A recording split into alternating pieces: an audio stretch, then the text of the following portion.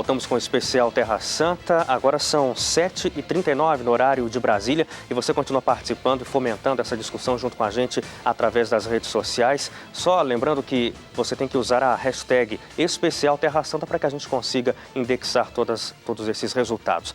No Facebook, nossa página é facebook.com/TV Novo Tempo, para quem ainda não curtiu a página da TV Novo Tempo. Se você já segue a página no Facebook, basta digitar Novo Tempo e você encontra facilmente. No Twitter, @TV Novo Tempo, e no Instagram também, @TV Novo Tempo. Tem a participação do Santos Fernandes da Silva. Ele diz assim: na minha opinião, tanto judeus quanto cristãos e islâmicos estão errados, porque nada justifica matança. É a opinião do nosso telespectador acompanhando essa discussão. Passa por aqui também o Rodrigo Campos fazendo uma pergunta. Ele quer saber se existe alguma ligação desses conflitos com algum relato histórico bíblico. É a opinião do ouvinte, do telespectador que está acompanhando com a gente. Você pode participar também, lembrando de usar sempre a hashtag especial Terra Santa.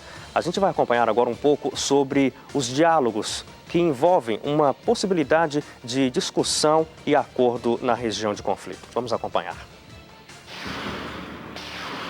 O que os noticiários mostram são explosões, bombas, sofrimento e mortes. Quem olha de longe tem a impressão de que israelenses e palestinos são povos que se odeiam, que se matam. Mas por trás desse conflito, ou melhor, no meio dele, existem pessoas inocentes, pais, mães, crianças, professores, donas de casa, dos dois lados da fronteira. Gente comum que tenta viver um dia a dia normal. Nas redes sociais há movimentos que indicam solidariedade entre os dois povos envolvidos no conflito. Nesta página do Facebook, os ativistas dizem: Israel ama a Palestina e não em meu nome. Nesta outra página, a mesma mensagem diz que os palestinos amam os israelenses. Em um vídeo com milhares de exibições no YouTube, um rabino que vive nos Estados Unidos defende o fim do conflito e diz: nós temos um segredo para revelar ao mundo. Os judeus têm vivido com o povo palestino e com o povo muçulmano em todo o mundo por centenas de anos sem precisar dos direitos humanos para nos proteger. Nós não temos problemas com essas pessoas. Na verdade, nós somos os mais achegados no mundo, diz ele. Existem pessoas em toda a região, mas principalmente em Israel e na Palestina, que querem a paz,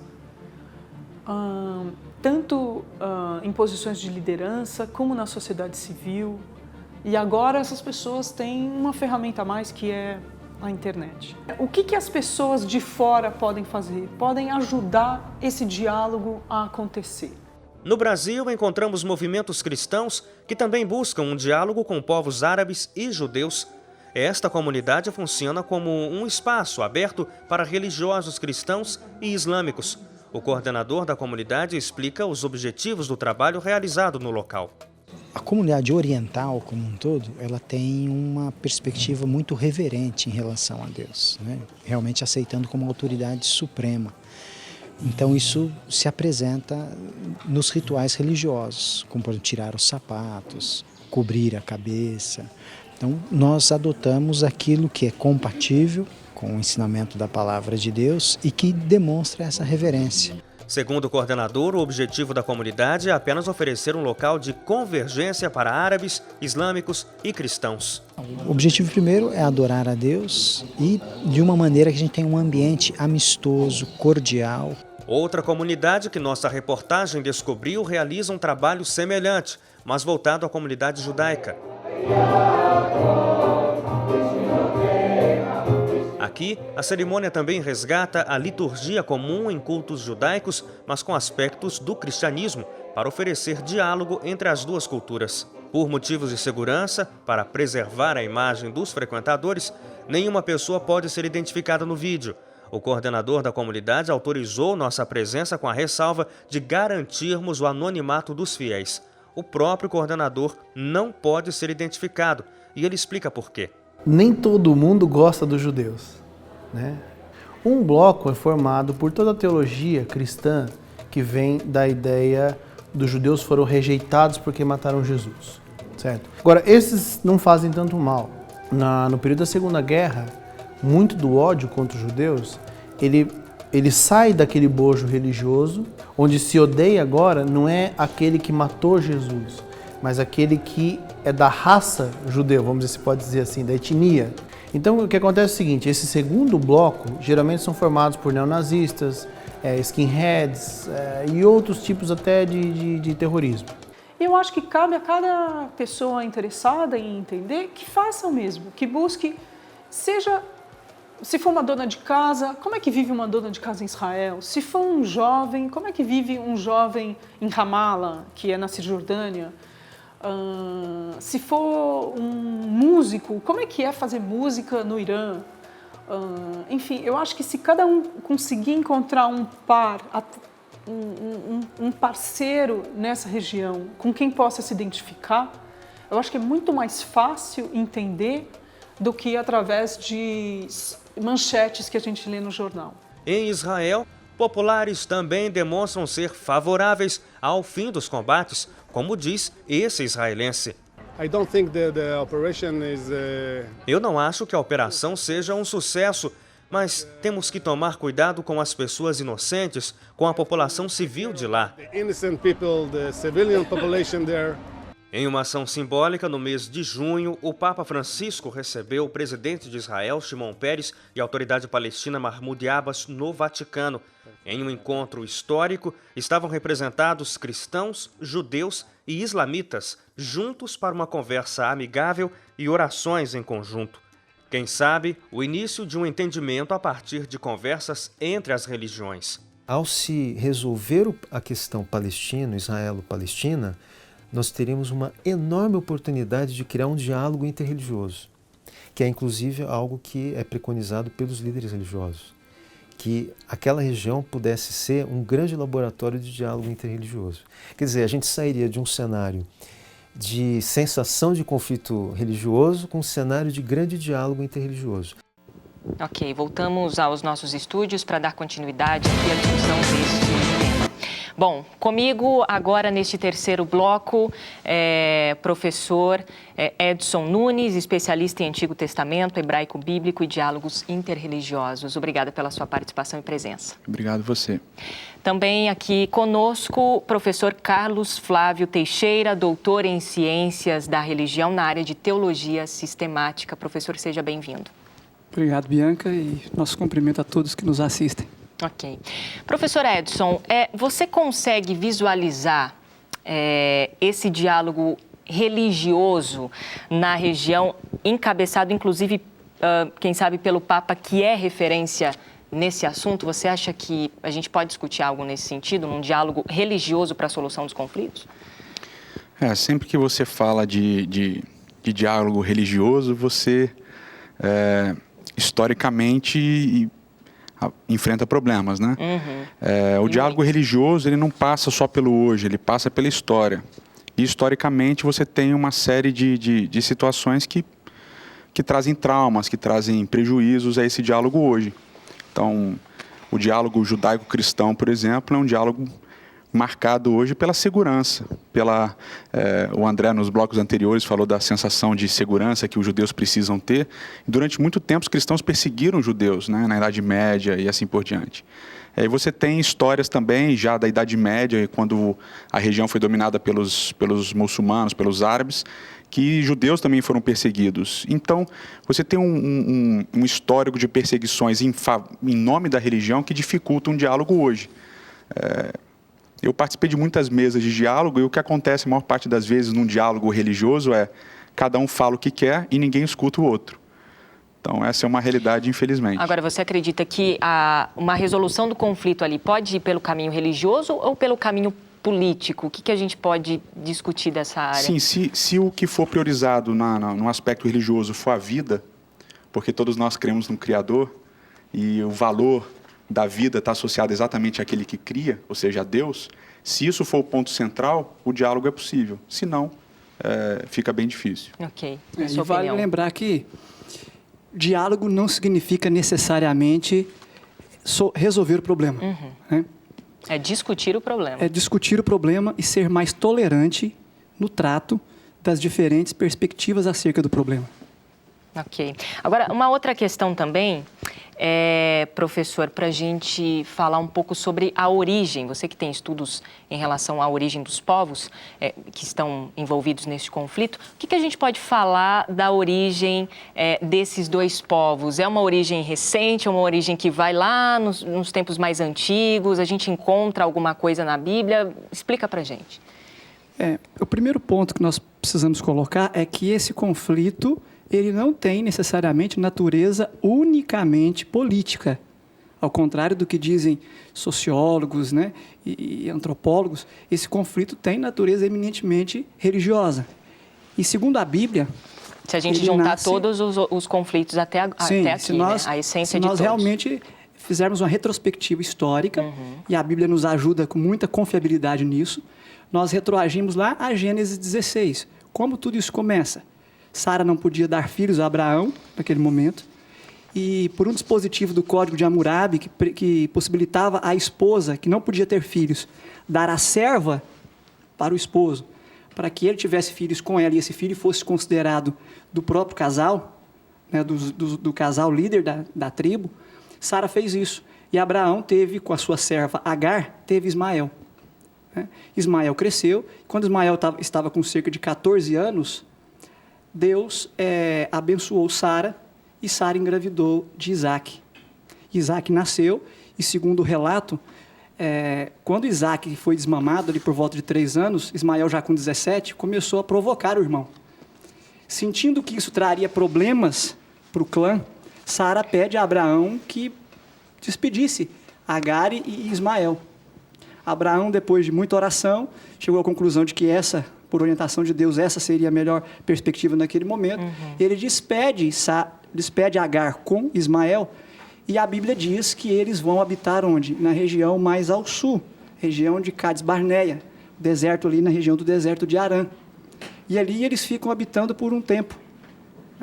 Mais tarde, quando Sara morre, Abraão se casa novamente. Em Gênesis 25 nós vemos isso. Ele se casa novamente com Quetura. Quetura lhe dá outros filhos.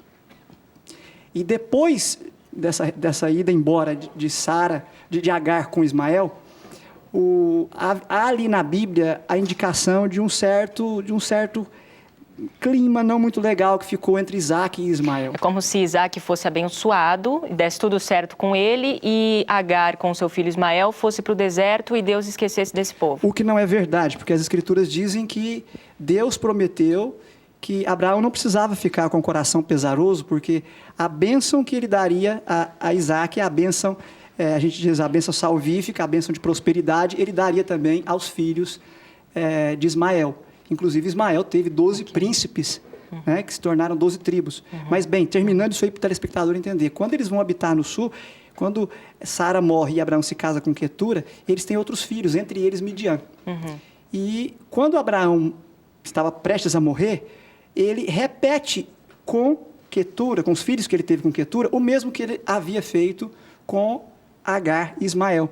Ele os despede, os abençoa e os despede, afastando-os de Isaac para evitar conflito, evitar ciúmes, evitar intrigas. Né? E a história nos diz que, a própria Bíblia nos mostra, que esses descendentes de Quetura vão habitar ao Oriente. Só que já havia se passado um tempo e relatos hoje arqueológicos indicam que, a essa altura, os ismaelitas já tinham tomado conta, já tinham povoado o Oriente, o deserto da Arábia. E esses filhos de Quetura, então, meio-irmãos de Ismael, vão ficar sob a sua liderança. Ali nascem os povos árabes, porque habitaram o deserto da Arábia, sob a liderança de quem? De Ismael e de seus descendentes. Ali nasce uma cultura, um território, uma cultura que mais tarde, com o Islã, viria a ter uma natureza, identidade religiosa própria. Ok. Dá para a gente entender também, professor Edson, que existe uma miscigenação, não existe dois povos puros, não existe judeus e povos árabes. Os povos árabes já é uma certa mistura entre as raças, né? Com certeza, como o Dr. Carlos Flávio colocou, você já tem uma certa miscigenação. E quando a gente olha a história bíblica de Israel, a mesma coisa acontece. Você tem uma série de outros povos que, através do casamento, o próprio Moisés, né, casa com uma egípcia e depois casa com uma midianita, quer dizer, ele casa com uma midianita, depois você tem José, que casa com uma egípcia. antes de Moisés, você tem uma miscigenação muito forte também. Então não são povos puros, etnias puras, são miscigenadas, misturadas, o que dá a ideia de aceitabilidade, ou seja, o diferente é aceito. Nas duas culturas, o diferente é aceito. Agora, uma outra questão que eu preciso colocar aqui. O professor Carlos, ele colocou a origem, né, desses povos. Tem como a gente ter alguma perspectiva para onde esses povos vão? Para uma perspectiva bíblica? Existe, assim, um fechamento histórico para esses povos? Bom, existe um fechamento histórico, segundo nós cremos, através do estudo da Bíblia, nós cremos que haverá um momento em que a lei de Deus deverá ser exaltada, a aceitação da lei de Deus, os 10 mandamentos e o sacrifício de Jesus, e nesse momento, então, você vai ter essa divisão. Agora, para onde esses povos vão em relação ao conflito específico, é um pouquinho mais incerto. Ok. Uma questão aqui para a gente abordar. A teologia bíblica, estou perguntando para os dois, vocês podem se complementar. A teologia bíblica relata algum fato de que dê a entender que os Estados Unidos seria uma das chaves nesse conflito? A gente tem alguma comprovação bíblica para isso?